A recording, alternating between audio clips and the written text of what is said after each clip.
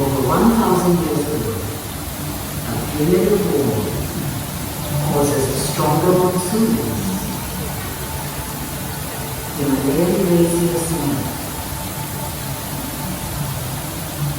overflowing rivers boost agriculture, population and trade.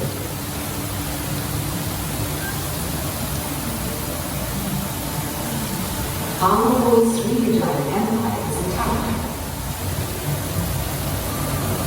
The area of influence impacted. Thus begins the rise of port cities. Among them, Singapore. Then, Ayutthaya and Majapahit empires grow in power, and port cities begin to grow.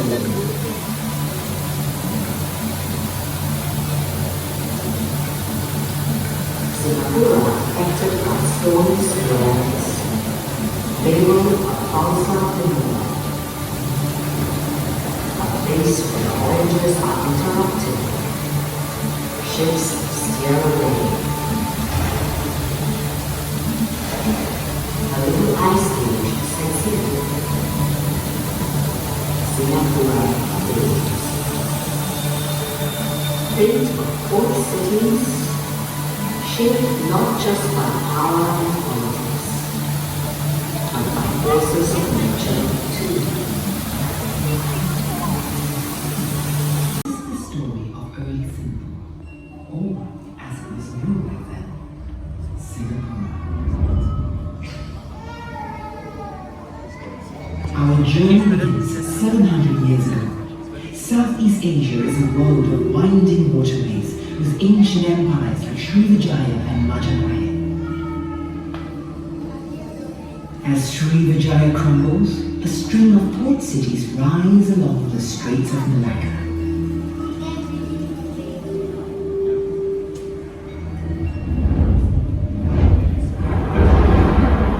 Our story begins with Sangarramu, a young prince from Palembang, sanctified as Sri Tribhuwana, Lord of the Three Worlds.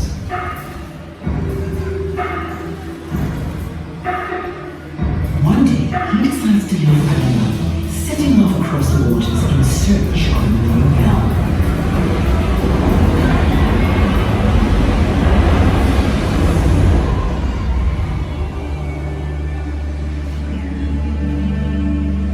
The storms miraculously steer Sangarramu to the island of Tamasi.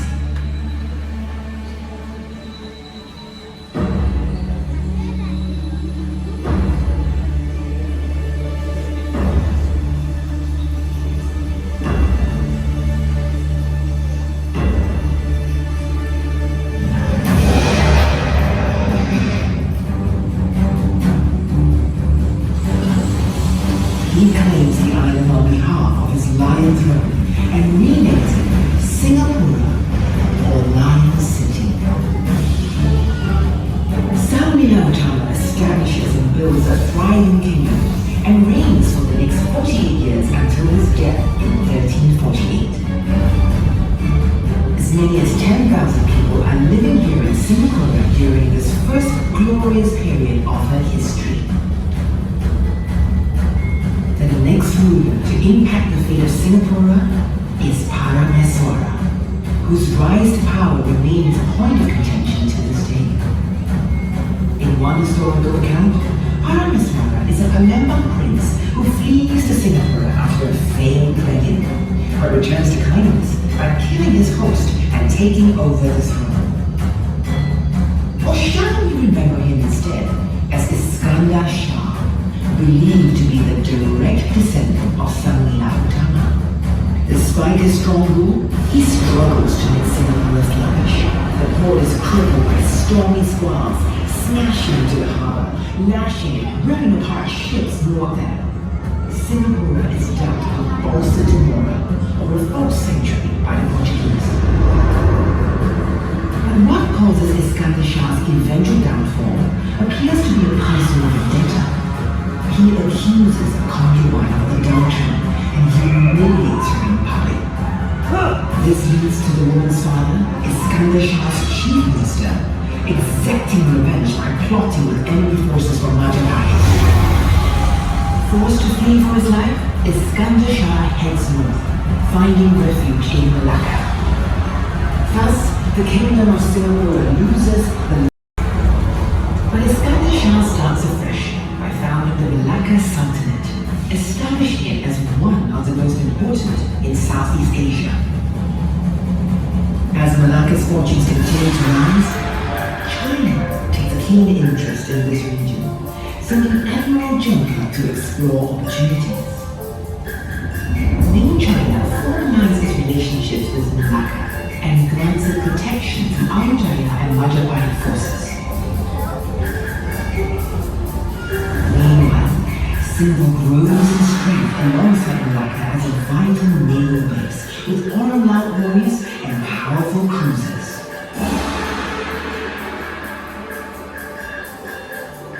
Halfway across the globe, the rounding of the Cape of Good Hope draws a new wave of voyages to Southeast Asia, signaling the European age of discovery.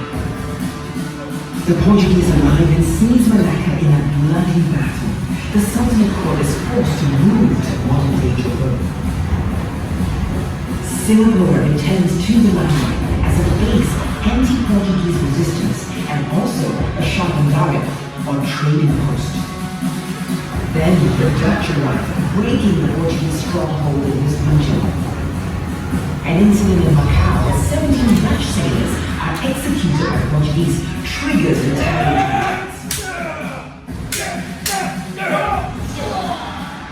In Singapore, a Dutch explorer named Admiral Jacob van Heemskerk ambushes Portuguese ships laden with goods from China and Japan. He prepares an unprecedented plunder of the Santa Catalina, a ship filled with a precious cargo of musk, Chinese raw silk, and porcelain.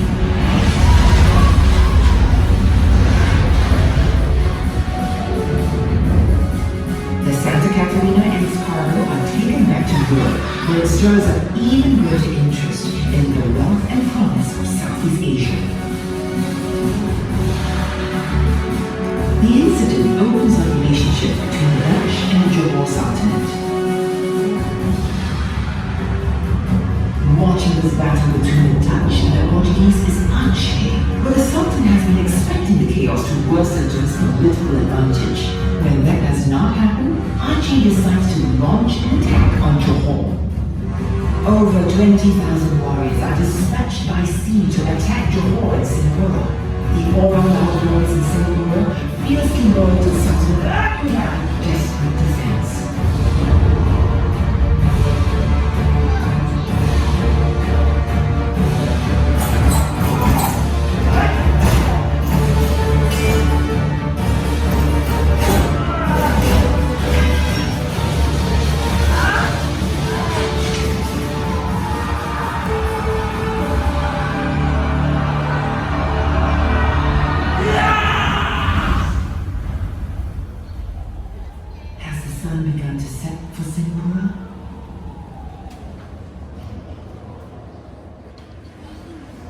Ladies and gentlemen, we've come to the end of this act. Please proceed this way for the next. Suggest Singapore as a possible base. Raffles decides to take a look at this seemingly unappealing island.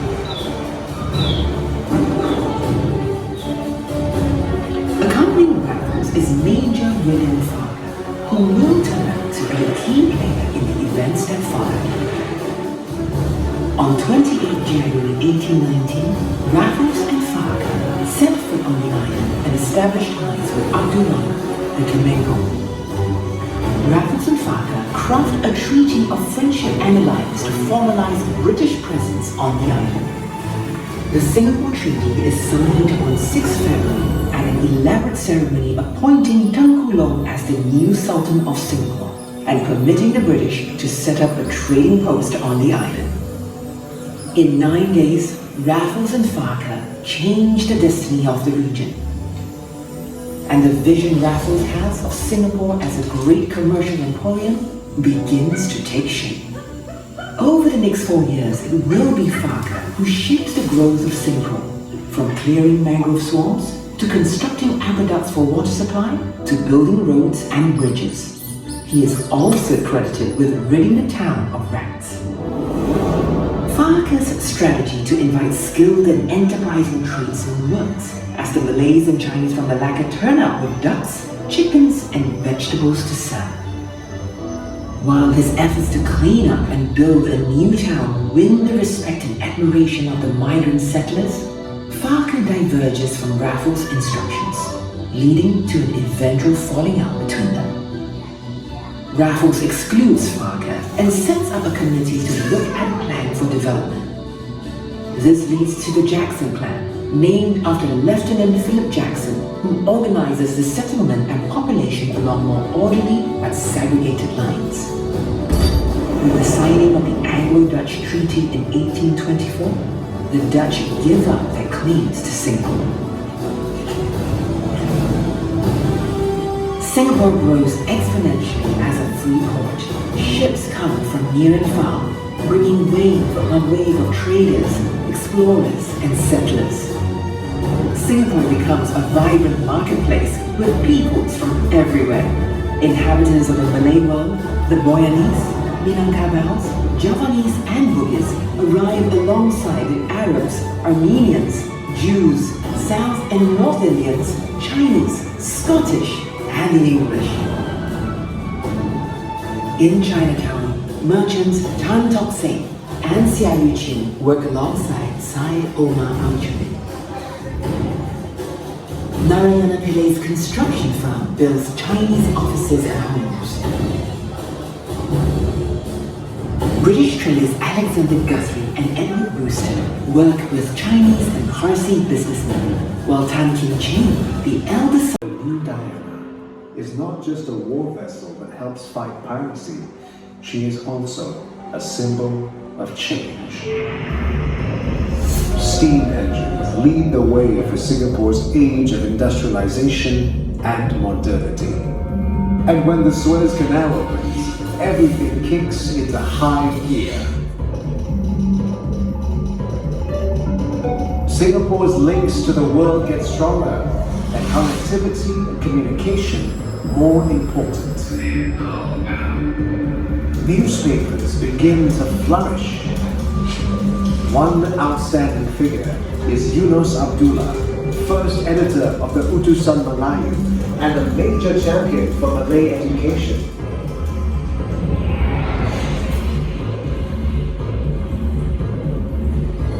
In 1923, the Causeway opens, bringing a new surge of trade from Malaya. By the time train services start, Singapore's status as an important hub is sealed. With her strategic position and hard-working dock coolies, Singapore becomes the perfect global port. Singapore is also a regional center for Muslim pilgrims, led by companies like Alsagoff Steamship. With every new connection comes improvements to city life. Businessman Tan Kim Seng starts an initiative to provide public waterworks, and later has a fountain erected in his name. People come from all over, adding their unique cultures to the melting pot. It's a dynamic era for diversity.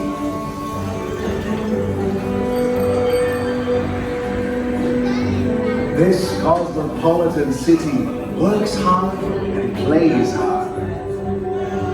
After work, people flock to bars and nightclubs and the seductive amusement parks.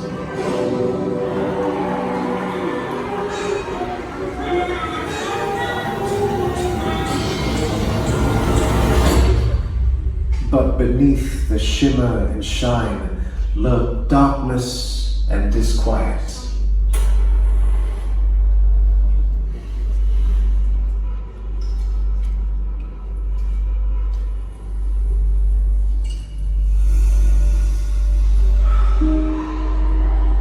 To cope with pains, coolies behind Singapore's success story turn to opium, a trade which the British established and profited from. In a bid to help opium addicts, Dr. Lim Boon Kay, an English-educated Straits Chinese leader, starts a rehabilitation center.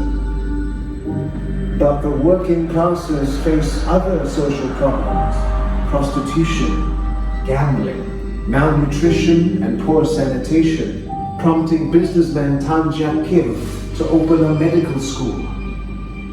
Also attempting to improve conditions is William Pickering, protector of the Chinese. But challenges remain. In 1876, a new, safer remittance scheme breaks the Chinese Tauge's monopoly. Seen as colonial profiteering, it sparks violent riot. In 1915, another deadly event shatters Singapore. Sepoy soldiers being redeployed to Hong Kong worry that they will end up fighting fellow Muslims at the Western Front. Fanning this misinformation, coffee shop owner Qasim Mansour and the German prisoner of war Julius Lauterbach trigger off the 1915 Singapore mutiny. Accounts record that the week-long mutiny resulted in 49 deaths, 56 mutineers killed, and 47 others executed.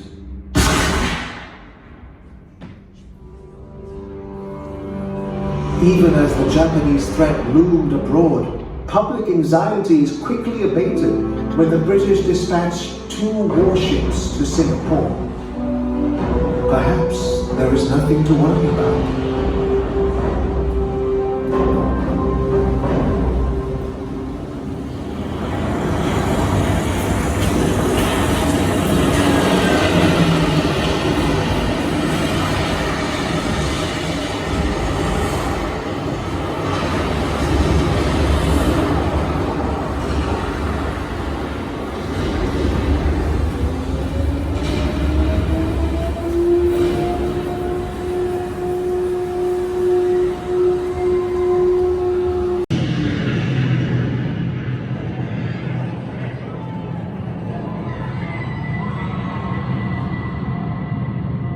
Prior to the Japanese occupation, the population feels a stronger allegiance to their motherlands than to Singapore.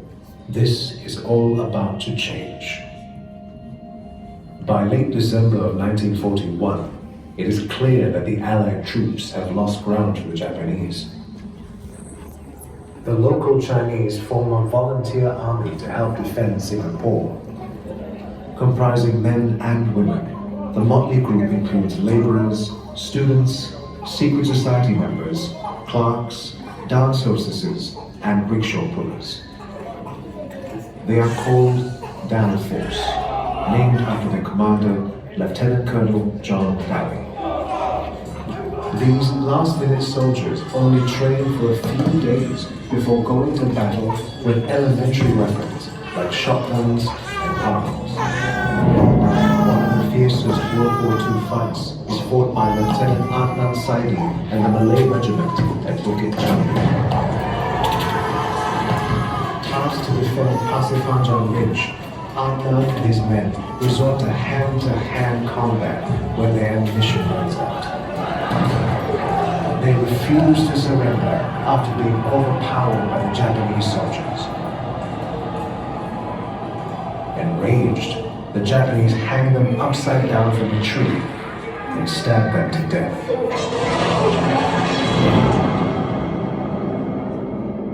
This is how his son, Mokhtar, remembers him. Some say he was hanged and bayoneted. Others say he died of bullet wounds. However, this I know. He was killed by the Japanese in battle. Adnan's undying valor exemplifies the Malay value of biar putih tulang, jangan putih mata. You can bleach my bones, but not my honor. I feel so proud and gratified that his heroism is remembered. Ladies and gentlemen, you can now proceed this way to the next part of the act. This will be a walkthrough experience, so take a look at the screen on your left or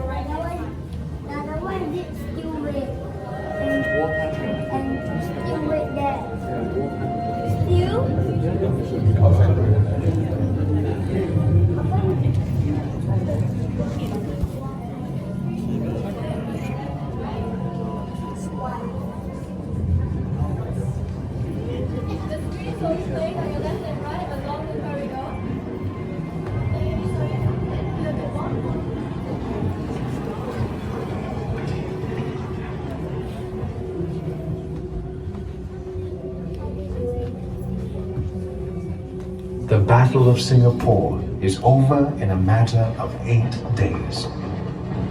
The surrender of the British hits home with the shocking spectacle of Europeans being forced to march 24 kilometers from the Padang to Changi Prison. Ripping away the illusion of British and European supremacy is the sight of about 100,000 prisoners of war and civilians being led away like gangs of common criminals. This is the account by Lady Thomas, wife of the British governor. The Japanese hoped the local population would turn out to jeer at their governor. But the marchers passed through streets of people with sad and silent faces. It was an event always spoken of in camp as one of our greatest hardships and indignities.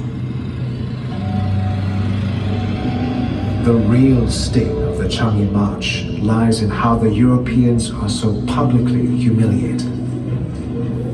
It completely changes the way the locals view the British, no longer seeing them as invincible masters. Screening centers are set up to round up Chinese males deemed as threats. They are then loaded into lorries and taken away to be massacred. The Chinese call it Sup Ching, which means cleansing. This is the account of a survivor, Yap Yen Hong. Our hands were tied, our knees were tied, and we were telling ourselves that they were really going to shoot us. They were really going to kill us. The moment my knobs came into the contact with the seawater, it became loose and I swam outwards. My idea was to get away from that area as far as possible. When I looked back, I heard a whistle, an ordinary whistle.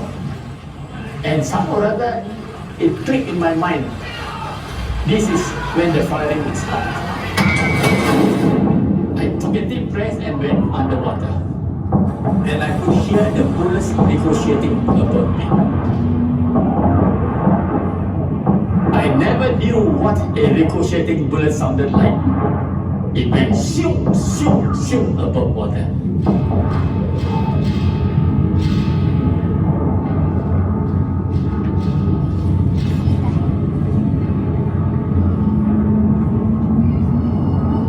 I heard the chat of a motorboat.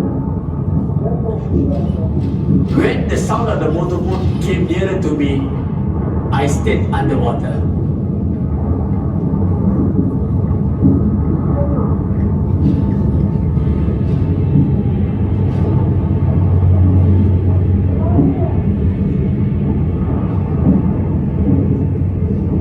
While the official figure given by the Japanese is 5,000, the number of people killed during Sup Ching is believed to be closer to 50,000. After some time, all became silent. Eventually the searchlights were off, and I started to swim.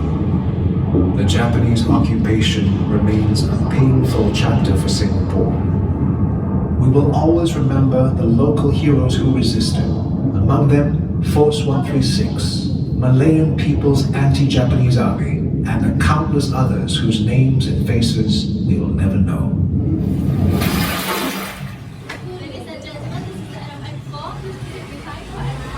Bottom left, really. You may feel free to.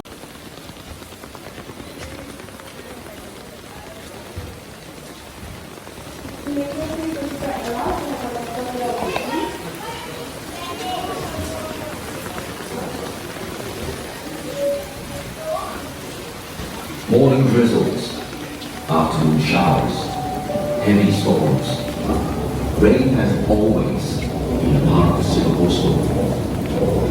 Clouds of uncertainty hang overhead as Singapore struggles to stand on her feet after World War II. It took us a while to realize it, but our history had made us quite different from the region. Throughout the colonial period, we were never governed as part of Malaya. It's not surprising that later, just 2 years after the merger with Malaysia, we were part ways.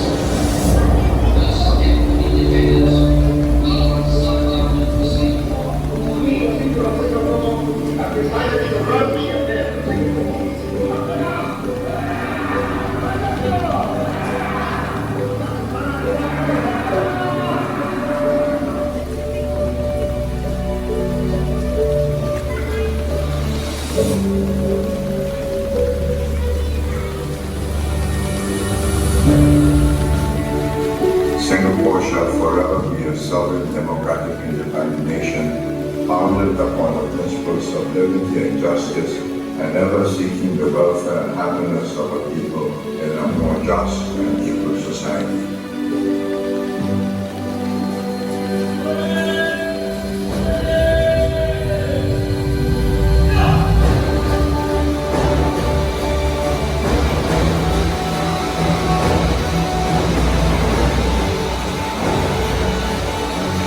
It is August 9th, 1968, and we are here at a park where spectators and contingents are standing in pouring rain.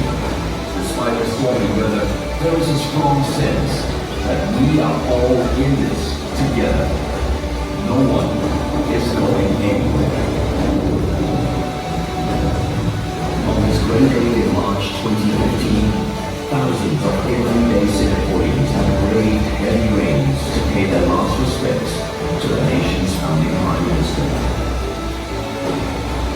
Rain has always been a part of the Singapore story. Skies are clearing and sunny weather is forecast. You can leave your umbrellas closed today.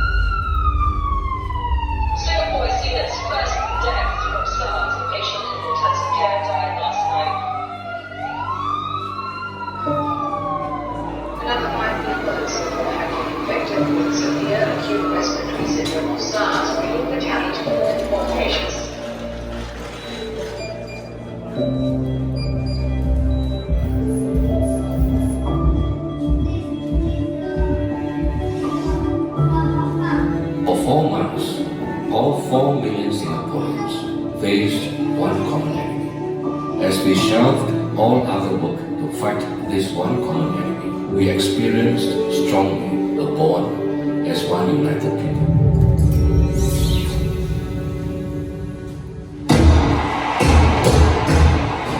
Singapore fans here at the stadium and many more watching back home are praising themselves. Will we finally take home the Malaysia Cup?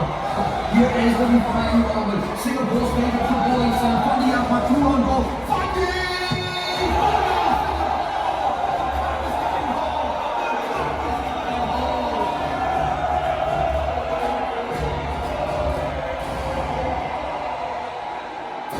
The pool has always yielded medals in regional competitions for Singapore swimmers. This is the 100 meters butterfly final at the 2016 Olympic Games, and it's the fastest swim ever in Olympic history. And it's a Singaporean record. Joseph Stewart has won Singapore's first ever Olympic gold.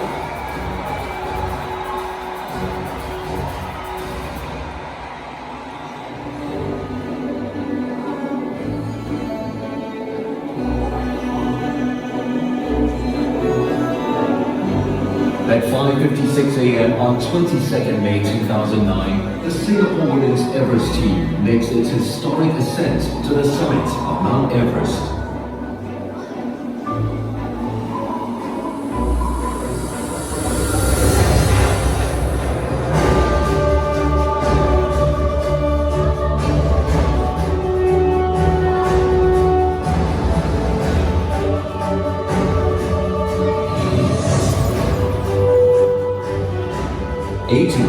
Was a turning point that set us on a new path. Though we didn't know it, our 200 years since then have made us different. What does our history tell us about being Singaporean? Is it being open and connected to the world? Is it being a sum of all our diverse cultures? Or is it being resolute and always charting our unique destiny? Maybe it's a bit of all of them.